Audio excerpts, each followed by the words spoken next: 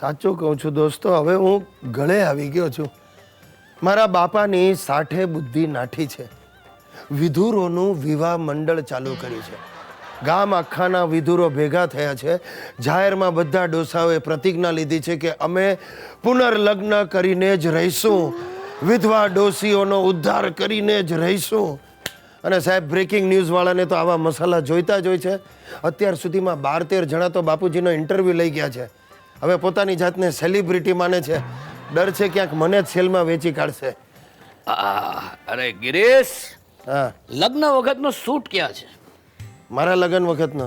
અરે ડોબા, તારા લગ્ન વખતનો નહીં, મારા લગ્ન વખતનો પહેરીને મારે મીટિંગમાં જવાનું છે. બાપુજી, એ તમારા લગ્નનો સૂટ પહેરશો ને તો ચાડિયા જેવા લાગશો. કોટમાંથી આમ ફેંદ બહાર આવી જશે અને આ પાટલું બરમુડા જેવું લાગશે. તો એક કામ કર, મારે માટે નવો સૂટ મંગાવી લે.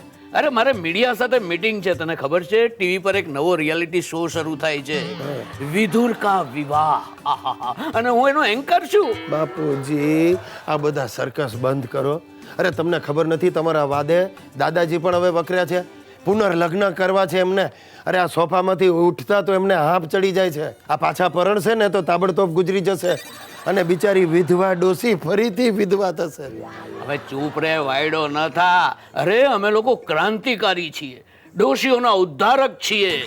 અરે વિધુર સેનાના સિપાહીઓ છીએ. વિધુર સેના નહીં, વાનર સેના કહો.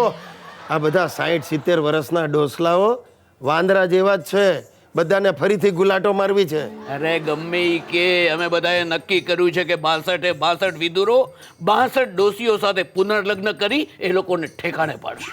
અરે હું ઠેકાણે પાડશો એ પહેલા તમારામાંથી અડધા ખડી પડશે. બાપુજી બસ કરો, તમારી ગાય છું, આ ફજેતા બંધ કરો. અરે તો પછી અમારી ગાયોનું શું? અમારા ગરીબ બળદોનું શું? अब तो ये आंदोलन छिड़के ही रहेगा.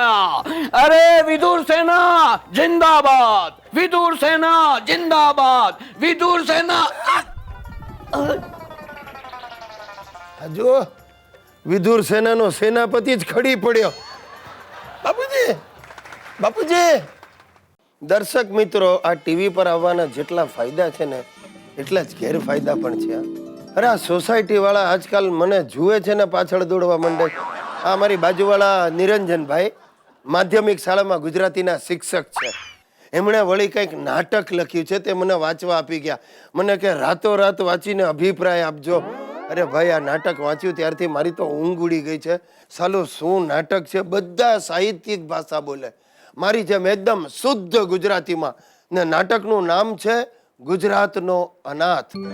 આ પહેલો જ ડાયલોગ સાંભળો તમે. ભિખારી કહે છે, હે લક્ષ્મીપતિ ધનાઢ્ય સજ્જન, આ ભિક્ષુકની ભૂખ ભાંગો. સૂર્યોદયથી સંધ્યા ટાણું થયું, ઉદરમાં અન્નનો દાણો પણ નથી ગયો. ને હજી આ લેખક મારો બેટો અહીંયા અટકતો નથી. ભિખારી મંદિરમાં જાય છે, ઘંટ વગાડીને પ્રભુને પ્રાર્થના કરે છે, હે પરમ કૃપાળુ પરમાત્મા, સૂર્યના સોનેરી કિરણોથી તારું સ્વાગત છે. બાપાની ટાંગ અમ જેવા અંકિચન અનાથોનો જઠરાગ્નિ ક્યારે ઠારીશ પ્રભુ?